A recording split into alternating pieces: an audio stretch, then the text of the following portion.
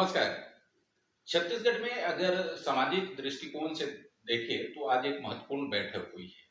छत्तीसगढ़ के उप मुख्यमंत्री टीएस सिंहदेव के साथ छत्तीसगढ़ के जितने भी अ, प्रमुख सामाजिक संगठन हैं जो अलग-अलग जन मुद्दों पर काम करते हैं, उनकी एक महत्वपूर्ण बैठक हुई है और उस बैठक में तमाम सामाजिक संगठनों ने टीएस सिंहदेव से आग्रह किया है कि जो विधानसभा चुनाव के लिए कांग्रेस का मैनिफेस्टो बनेगा, जो घोषणा पत्र बनेगा, उस घोषणा पत्र में एक बार फिर से यूनिवर्सल हेल्थ स्कीम को रखा जाए। इसके अलावा अन्य मुद्दों पर भी चर्चा हुई। हमारे साथ छत्तीसगढ़ ही नहीं, देश के जाने-माने सोशल एक्टिविस्ट आलोक शुक्ला जी मौजूद हैं, जो उस बैठक में मौजूद थे।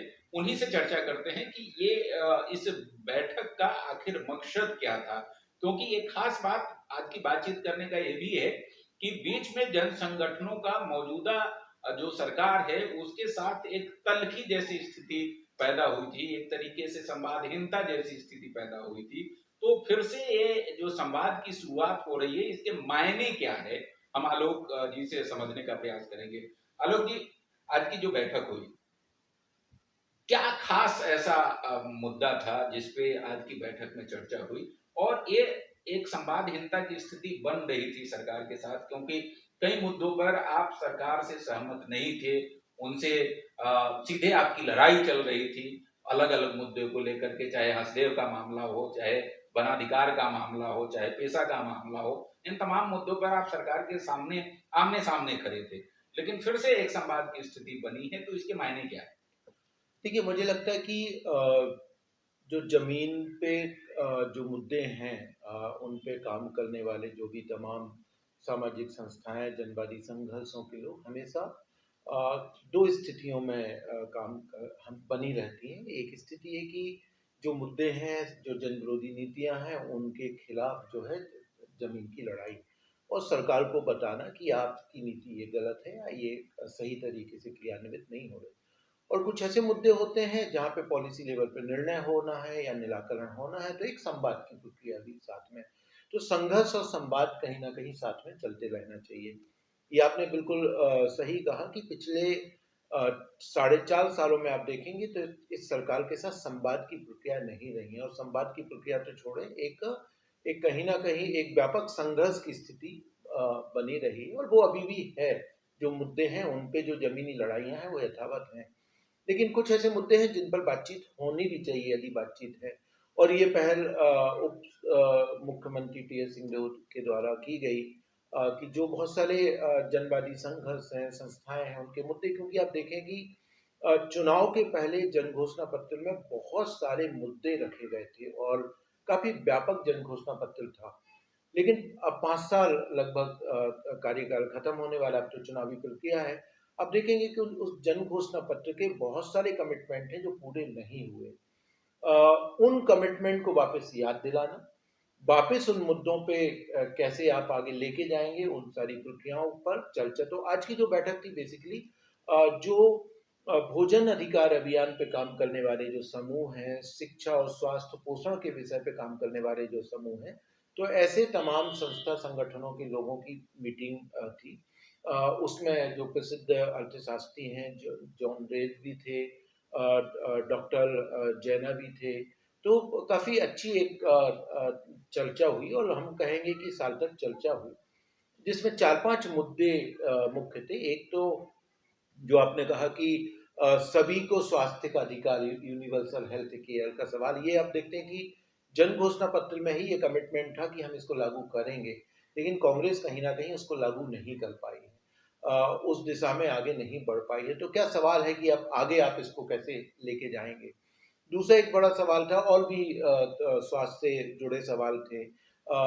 मातृत्व अवकाश के मुद्दे थे। एक बड़ा सवाल था जो पीडीएस सिस्टम में जो फोर्टिफाइड राइस डिस्ट्रीब्यूट हो रहा है, जो केंद्र के द्वारा जो लागू किया गया है, वो भी एक बड़ा चर्चा का बिंदु था क्योंकि ये देखने पे आया जो केंद्र के द्वारा योजना लागू की गई है आयरन की कमी को पूरा करने के लिए, लेकिन अपने ही केंद्र के जो डॉक्यूमेंट हैं, नीति आयोग के डॉक्यूमेंट हैं कि इसके ऐसे लोग जिनको ज़्यादा आयरन की ज़रूरत नहीं है, ज़्यादा आयरन उनको लेने से उनको हेल्थ संबंधी दिक्कतें होंगी, उन पर क्या असर होंगे, कितना ये आयरन को ये सप्लीमेंट्री कर पा रहा है, ऐसे किसी बिना अध्ययन किए ही और एक तरीके से इस स्कीम को लागू कर दिया गया और उसके काफ़ी नेगेटिव जो है हेल्थ इम्पैक्ट हो रहे हैं।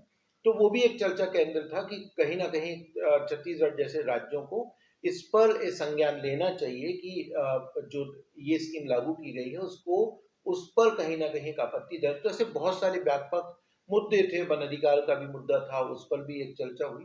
तो एक संवाद की कोशिश है कि एक संवाद जारी रहे, बातचीत हो। हम ये भी जानते हैं कि अभी वक्त बहुत कम बचा है, अगले 1 डेढ़ महीने में बहुत कुछ नीतिगत बदलाव तो संभव नहीं है कि वो हो पाएंगे, लेकिन फिर भी जो तात्कालिक मुद्दे हैं यदि उन पे कोई निराकरण हो सकता है तो बहुत बेहतर है, नहीं है तो चुनावी मैनिफेस्टो में वापस कमिटमेंट के साथ ये मुद्दे कैसे आ सकते हैं, तो एक संवाद की प्रक्रिया टी.एस. सिंहदेव के द्वारा शुरू की गई है, तो हम स्वागत करते हैं। संवाद में तो हम हमेशा विश्वास करते ही हैं। नहीं, लेकिन उसमें एक बात जो आई कि हम प्रयास करेंगे, हम यूनिवर्सल हेल्थ स्कीम को जन घोषणा पत्र में शामिल करने का प्रयास करेंगे। इसके मायने क्या है? कहीं ना कहीं इसको लेकर के एक असमंजस की स्थिति है, क्योंकि इस कार्यकाल में तो नहीं कर पाए, अगले कार्यकाल में भी एक कर पाएंगे या नहीं कर पाएंगे, या उसको शामिल भी कर पाएंगे या नहीं कर पाएंगे, इस पर संदेह की स्थिति है। देखिए, इसीलिए क्या होता है कि जब आप देखेंगे कि 2018 के पहले कांग्रेस के द्वारा अपने मैनिफेस्टो में कमिटमेंट दिया गया था कि यूनिवर्सल हेल्थ केयर को हम लागू करेंगे, और 5 सालों में आप उसको लागू नहीं कर पाए। हालांकि स्वास्थ्य मंत्री का ये कहना है कि हम एज ए कानून या उसको नहीं कर पाए, लेकिन उस दिशा में हम आगे बढ़े हैं। बजटरी जो एलोकेशन हो या कवरेज के नज़रिए से हम काफ़ी आगे उस दिशा में बढ़े हैं, लेकिन वो सभी को स्वास्थ्य की जो सेवा की बात है वो नहीं हुई। तो मुझे लग रहा है कि शायद इन 5 सालों में जो नहीं कर पाए हैं, तो मंत्री महोदय नया कमिटमेंट देने के लिए कि क्या पार्टी उसको वापस से उस कमिटमेंट को लेगी या नहीं लेगी, और इसीलिए संवाद की जरूरत भी है कि आपके उस महत्वपूर्ण जो आपका कमिटमेंट है उसको याद दिलाया जाए। तो इसीलिए हम गए भी थे। हालांकि आप सही है कि उन्होंने कहा कि ये हमें ऐसा लगता है कि टी.एस. सिंहदेव का तो अपना व्यक्तिगत कमिटमेंट भी है कि ये होना चाहिए, वो नजर आता है, लेकिन पार्टी और सरकार के स्तर पे वो कमिटमेंट आ रहा है कि नहीं आ रहा है, ये थोड़ा सा एक संदेह की स्थिति बनी हुई है। तो मुझे लग रहा है कि शायद अभी की स्थिति में वो भी वर्तमान हालत में कमिट करने के लिए की स्थिति में नहीं है कि नहीं, ये वापस नए जन घोषणा पत्र में आएगा और फिर सरकार बनने के बाद हम इसको लागू करेंगे ही, क्योंकि पूरे सरकार का मुख्यमंत्री के स्तर का ये निर्णय है। तो शायद इसीलिए वो ऐसी बात आई है कि हम कोशिश करेंगे, लेकिन हम हमारे पास तो यही एक विकल्प है कि उस वादे को बार बार याद दिलाया जाए, क्योंकि वो बहुत महत्वपूर्ण है। और दुनिया के तमाम ऐसे उदाहरण हैं जहाँ पे सभी के लिए स्वास्थ्य सेवा का जो लागू किया गया है, उससे स्वास्थ्य की दिशा में बहुत महत्वपूर्ण उपलब्धियां हुई हैं। लोगों को सस्ता और अच्छा इलाज मिला है, और छत्तीसगढ़ जैसे राज्यों को राह दिखानी चाहिए देश में इस तरीके की। राजस्थान इस दिशा में आगे बढ़ा है, हालांकि उसमें कुछ खामियां हैं, लेकिन एक कोशिश हुई है राजस्थान के अंदर। तो ये संवाद की स्थिति जो है वो उप मुख्यमंत्री से होते हुए मुख्यमंत्री तक पहुंचने की हम संभावनाएं समझ सकते हैं। देखिए, हम ये मानते है हैं ऐसी कोई कि देखिए संभावना? हम लगातार ये मुख्यमंत्री को तय करना है। देखिए, हम लगातार इस बात को कह रहे हैं कि अ, आज पूरे छत्तीसगढ़ के अंदर हसदेव से शुरू करके आप बस्तर तक दर्जनों जगह आंदोलन चल रहे हैं, और कुछ तो ऐसे आंदोलन हैं जिनको 2-2 वर्ष हो चुके हैं। और हम हमेशा इस बात को कहते हैं कि लोकतांत्रिक प्रक्रिया में, लोकतांत्रिक देश में संवाद ही एक रास्ता है जिसके माध्यम से समस्याओं के निराकरण हो सकते हैं। और सरकारों को हमेशा संवाद करना चाहिए, संवादहीनता की स्थिति नहीं रहनी चाहिए।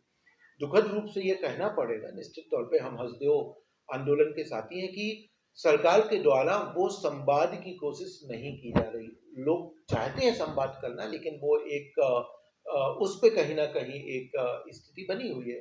तो चाहे वो हालांकि वन अधिकार कानून को लेकर सामुदायिक वन संसाधन इस सरकार ने पिछले सरकार की तुलना में बेहतर तरीके से क्रियान्वयन किया है, देने की कोशिश की, लेकिन जब हम पैसा कानून की बात करते हैं तो जो नियम बनाए हैं वो पैसा कानून की मूल आत्मा को धरातल पे उतारने की दिशा में नहीं है।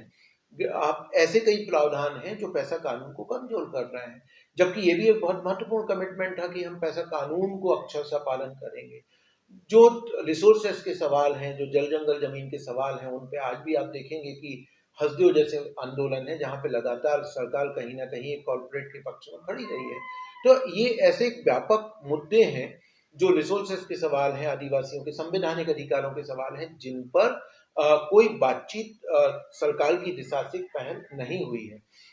वो स्वाभाविक तौर पे टीएस सिंहदेव बातचीत में हमें लगता है कि संवाद में वो थोड़ा विश्वास रखते हैं, और इसके पहले भी जनवादी संघर्षों के द्वारा वन अधिकार और पैसा के मुद्दे पर उनके साथ बातचीत हुई है। लेकिन दिक्कत वही है कि फिर उसकी अपनी सीमाएं हैं कि निर्णय प्रक्रिया अंततः कहाँ है और निर्णय प्रक्रिया कहाँ से होने वाली है। तो ये प्रक्रिया आगे मुख्यमंत्री तक बढ़ेगी या नहीं बढ़ेगी, ये तो मुख्यमंत्री को तय करना है। जनवादी संघर्षों का तो अपना रास्ता है कि हम तो जमीन पे जो संघर्ष कर रहे हैं, जिन मुद्दों पे कर रहे हैं, वो लगातार आगे करते ही रहेंगे। लेकिन जहां यदि सरकार संवाद की स्थिति में होगी तो हम ओपन है बात करने में, कोई दिक्कत नहीं। एक एक सवाल ले भी आता है कि कहीं ऐसा तो नहीं है कि जो ये छत्तीसगढ़ बचाओ आंदोलन के अंतर्गत आने वाली जो तमाम संगठन है वो और जितने भी संगठन आज शामिल थे वो उनको एक लगता है कि हम ज्यादा कंफर्टेबल मौजूदा सरकार के साथ है बनिस्बत किसी और विकल्प के साथ, इसलिए इन्हीं के साथ संवाद रखा जाए। देखिए, निश्चित तौर पे आप देखेंगे कि जो देश के हालात हैं उसमें कोई संदेह नहीं है कि आज जिस तरीके से संवैधानिक संस्थाओं को मोदी सरकार के द्वारा कुछ ध्वस्त किया जा रहा है, लोकतंत्र पे लगातार हमले हो रहे हैं, और यहाँ तक कि हम ये मानते हैं इस बात को कि पिछले 2 दशक के या 3 दशक के अंदर इस देश के जनवादी संघर्षों, किसान आंदोलन, आदिवासी आंदोलनों की वजह से कई जनपक्षीय कानून बने हैं। आप 1996 में पैसा कानून की बात करें, 2004-5 का समय था जब एक ऐतिहासिक कानून बने, केंद्र में यूपीए की सरकार थी, वन अधिकार मान्यता कानून आया, सूचना का अधिकार कानून आया, रोजगार गारंटी कानून आया, भोजन का अधिकार का कानून आया, 2013 में लैंड एक्विजिशन एक्ट आया। आप देखेंगे कि 2014 के बाद इन तमाम कानूनों को कमजोर करने की कोशिशें हो गई, इनको क्रियान्वयन करने की तो दूर की बात। हाल ही में जो वन संरक्षण कानून आया है, वो कानून तो पूरे वन अधिकार मान्यता कानून को ही ध्वस्त करने की दिशा में आगे बढ़ रहा है। ऐसी परिस्थिति में जहां पे आदिवासियों के एक ऐतिहासिक अन्याय को खत्म करने के लिए वन अधिकार कानून आया, ये एक नया ऐतिहासिक अन्याय मोदी सरकार लाद रही है इस देश के आदिवासियों के ऊपर। तो ऐसी परिस्थितियों में जो तमाम जनवादी संघर्ष, उनके पास विकल्प बहुत सीमित रह जाते हैं। छत्तीसगढ़ के अंदर कम से कम एक हम मानते हैं कि स्थिति जो होनी चाहिए थी, जिस दिशा में छत्तीसगढ़ सरकार के कमिटमेंट थे या विपक्ष में रहते हुए कांग्रेस का जो रुख था, वो छत्तीसगढ़ में उसके विपरीत नजर आया है। और विपरीत नजर आया इसीलिए हम सड़कों पर भी हैं, लगातार 5 सालों से हम संघर्ष ही कर रहे हैं। लेकिन फिर भी हम ये मानते हैं कि कम से कम विरोध करने का एक लोकतांत्रिक अधिकार तो है, उसको तो नहीं कुछ रहा है। तो ये महत्वपूर्ण है। बाकी हर संगठन, हर संस्थाएं अपने स्तर पे तो स्वतंत्र है निर्णय लेने के लिए कि वो कहाँ किस दिशा में जाएंगी। हम चुनावी प्रक्रिया से तो बहुत अलग है। हमारा काम ये है कि जो सरकार है उस सरकार के समक्ष जनवादी जो मुद्दे हैं, उन लोगों के जो मुद्दे हैं, उन मुद्दों को ले जाना, उनका निराकरण करना, और यदि चुनाव भी है तो चुनावी प्रक्रिया में जनता के मुद्दे सामने आए, वो हमारी प्रक्रिया है। और ये मीटिंग भी हमें लगता है कि उस दिशा में भी एक है कि जो निराकरण हो सकते हैं तो वो ठीक है, नहीं तो आप नया जो मैनिफेस्टो बनाए, आप उसमें इस बात को पुनः रखें कि हम यूनिवर्सल हेल्थ केयर की बात, ऐसा ना हो कि आगे इस साल आप आए तो वो पीछे चली जाए। आप कमिटमेंट तो दें कम से कम कि ठीक है, हम 5 सालों में लागू नहीं कर पाए, हम अगले 5 सालों में लागू करने की बात करें।